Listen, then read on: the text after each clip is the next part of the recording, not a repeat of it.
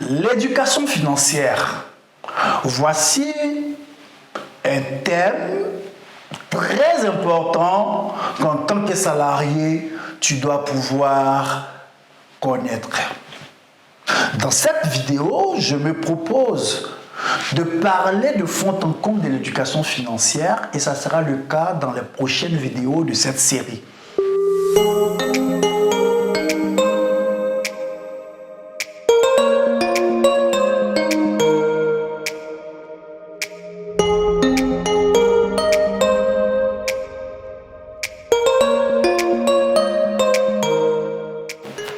L'éducation financière, la clé pour avoir des finances prospères. Alors, vous êtes salarié et vous aspirez à l'entrepreneuriat. Mais quel est l'objectif par derrière? C'est de vivre une vie financière épanouie. Mais sans une clé importante que l'éducation financière, ce rêve sera un leurre. C'est le cas de Jean-Baptiste Yobli. Vous vous souvenez de la capsule précédente? Mon cher ami Jean-Baptiste Yobli qui a fait un parcours scolaire sans faute, qui a fait un parcours scolaire impeccable, après avoir obtenu son diplôme de professeur de lycée, il se rend compte que sa situation financière s'est dégradée.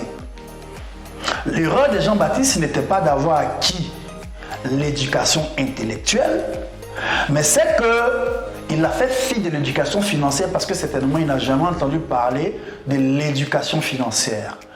Alors, pour ne pas que vous tombez aussi dans le même piège que Jean-Baptiste Yobli, pour regretter vos belles années d'études, j'ai décidé de faire cette série de vidéos où je vais vous parler de fond en comble de l'éducation financière.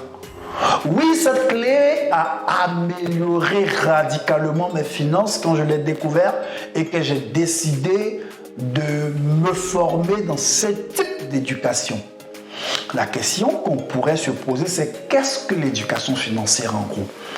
Donc l'éducation financière, c'est rien d'autre que l'ensemble des connaissances qui nous permettent d'acquérir l'intelligence financière. Je reprends. L'éducation financière, c'est l'ensemble des connaissances qui nous permettent d'acquérir l'intelligence financière. Le problème n'est pas résolu. Il y a un autre mot à expliquer, l'intelligence financière. Question, qu'est-ce que l'intelligence financière? Alors, sachez que le cerveau humain a plusieurs types d'intelligence. Ou si vous voulez, pour faire simple, il existe plusieurs types d'intelligence. On parle de quotient émotionnel, on parle de quotient intellectuel, etc. Il y a aussi le quotient financier. Donc l'éducation financière ou l'intelligence financière, c'est cette capacité que nous avons de régler les questions relatives à l'argent. C'est cette intelligence que nous avons pour régler les problèmes relatifs à l'argent. C'est cette capacité que nous déployons quand il s'agit de trouver des solutions aux problèmes d'argent. En gros, c'est cette portion de notre intelligence globale qui nous permet de régler les problèmes d'argent.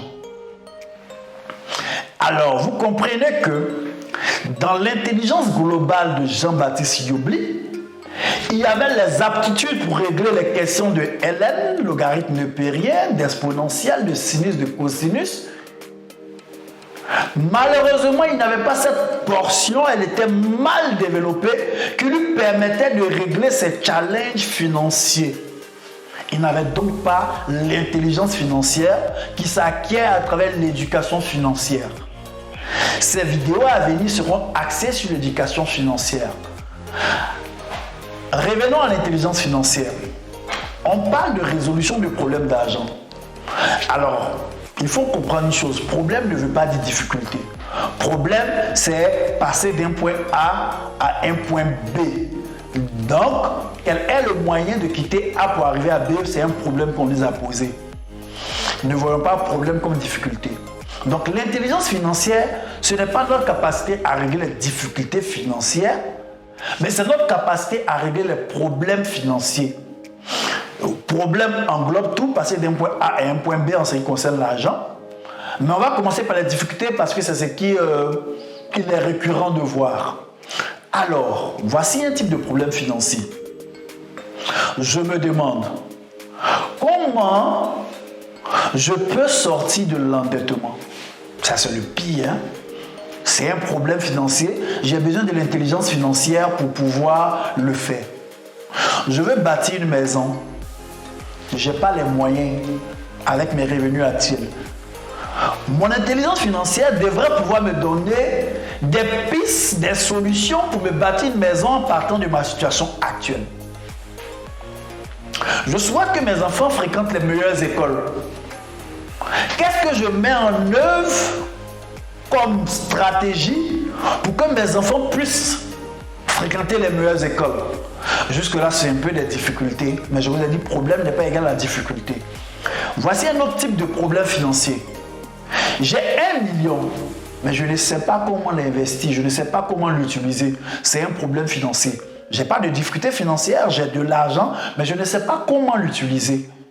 J'ai un revenu de 2 millions, mais je ne parviens pas à épargner ne serait-ce que 100 000 francs par mois.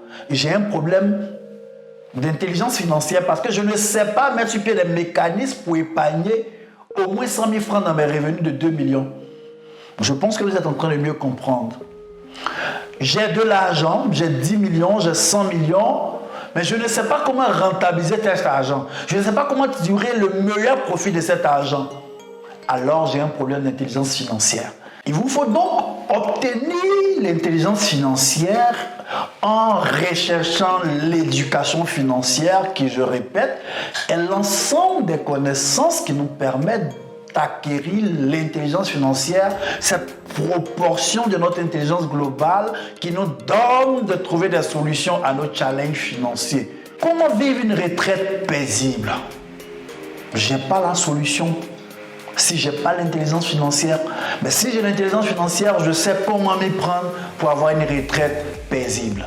C'est pourquoi vous allez voir 2 instituteurs, ils ont le même salaire, mais l'un prospère dans le même village et le collègue est endetté dans le même village. Quelqu'un dira peut-être que la famille, oui c'est vrai, mais dans ce contexte, vous avez les mêmes revenus. La différence se joue au niveau de l'intelligence financière que chacun d'entre vous a. Un autre comprendra que dans le village, il faut rapidement créer une plantation d'igname afin de pouvoir écouler sa production en ville. Cependant, le collègue, il n'ouvre pas ses yeux sur cette opportunité et après 2 ans, il commence à emprunter chez celui qui avait l'intelligence financière et qui est vite passé à l'action. Chers salariés, en dépit de tout, ce qui nous a manqué, c'était l'intelligence financière. Alors, si tu prends le pari d'accroître ton intelligence financière à travers la connaissance financière, je te donne rendez-vous sur les prochaines capsules où de fond en comble, je vais te parler des 5 compartiments des finances personnelles. Oui, mon objectif, c'est de faire de toi un salarié entrepreneur épanoui. Que tu sois salarié, que tu sois entrepreneur, que tu sois salarié entrepreneur, l'objectif, la finalité, c'est de vivre l'épanouissement financier. Le long de ces dernières années, j'ai acquis une certaine intelligence financière qui a des résultats incroyables dans ma vie. Si ça t'intéresse d'avoir ces conseils, alors assure-toi que tu es abonné à cette chaîne. Si ce n'est pas le cas, fais-le. Et avant de partir, assure-toi que tu as téléchargé la formation gratuite que je t'offre. Je l'ai préparée spécialement pour toi. Elle s'appelle la méthode du coco carré, cette méthode que j'ai mise sur pied et qui te permet de sélectionner toutes les propositions d'investissement qu'on te propose en toute sérénité. C'était Christian Kobo, votre ami salarié entrepreneur qui vous aide à accroître et à diversifier vos revenus à travers l'entrepreneuriat et les investissements. On se dit ciao, à très vite.